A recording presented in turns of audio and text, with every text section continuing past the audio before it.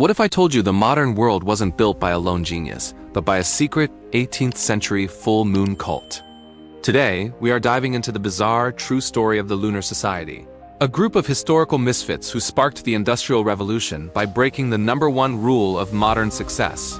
They absolutely refused to hoard their ideas. We are telling this story to completely shatter the toxic myth of the personal genius. Today, you are going to learn the controversial 12th century principle of intellectual unity. The reality that gatekeeping your ideas is actually keeping you broke, isolated, and anxious. And by the end of this video, I'm going to give you a step-by-step guide on how to tap into the collective brain today to skyrocket your wealth and relationships. Welcome to Thought Trek, your digital odyssey into the endless realms of knowledge and discovery. We are a community of thinkers, dreamers, and lifelong learners. This week, we are ditching the ego. Normies think that hoarding ideas makes them powerful, but true thinkers know that we don't create ideas. We simply tap into a universal, shared intellect to elevate everyone. Let's take a trek into the moonlight. Picture yourself in 18th century England. The roads are unpaved, infested with highway robbers, and pitch black at night. If you're a brilliant inventor, the conventional wisdom of the time tells you to lock your doors, hide your blueprints, and protect your personal genius at all costs. But a small group of eccentric rebels decided to do the exact opposite. They included a poet doctor named Erasmus Darwin, an engineer named James Watt, and a potter named Josiah Wedgwood. Because the roads were so dangerous, they could only safely travel to meet each other on nights when the moon was at its absolute brightest. They jokingly called themselves the lunatics. Now, I want you to look closely at what they did behind closed tavern doors, because it changes everything. They didn't pitch each other, they didn't demand NDAs. They instituted a strict rule of complete open-door sharing. They acted as if they shared one single universal brain.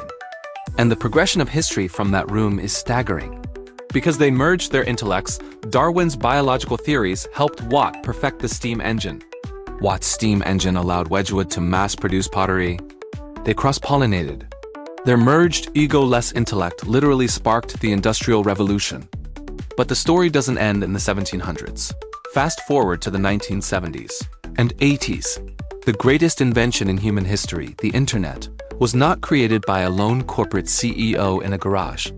It was built using the Request for Comments, or RFC system.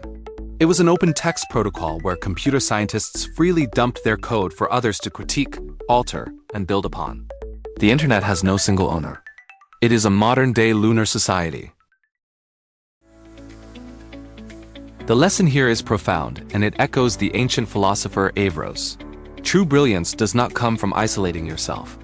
It comes from abandoning your intellectual ego and uniting your mind with the universal, shared intellect. The lone wolf is a myth designed to keep you weak. So, how do we use this today? In modern hustle culture, everyone is terrified someone is going to steal their idea. Let me be controversial. Gatekeeping your ideas keeps you poor. If your idea can be ruined just by someone else hearing it, it's a weak idea. Here is your fun, somewhat rebellious, step-by-step guide to applying the collective genius principle to your life right now. Step 1. Murder your lone wolf ego. Identify that $1 million idea or secret strategy at work you've been aggressively hoarding. Acknowledge that in a vacuum, your isolated brain is a bottleneck. Ideas are cheap. Collective execution is priceless.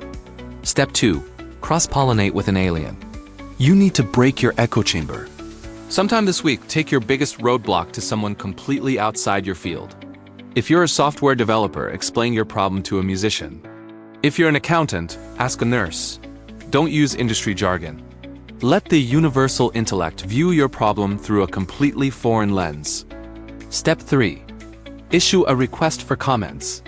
Take a piece of your work, your art, or your business strategy, and open source it to a trusted group of peers. Say, I am entirely detaching my ego from this. Tear it apart and make it better. When you stop treating your mind like a vault and start treating it like a router, you'll watch your ideas evolve 100 times faster.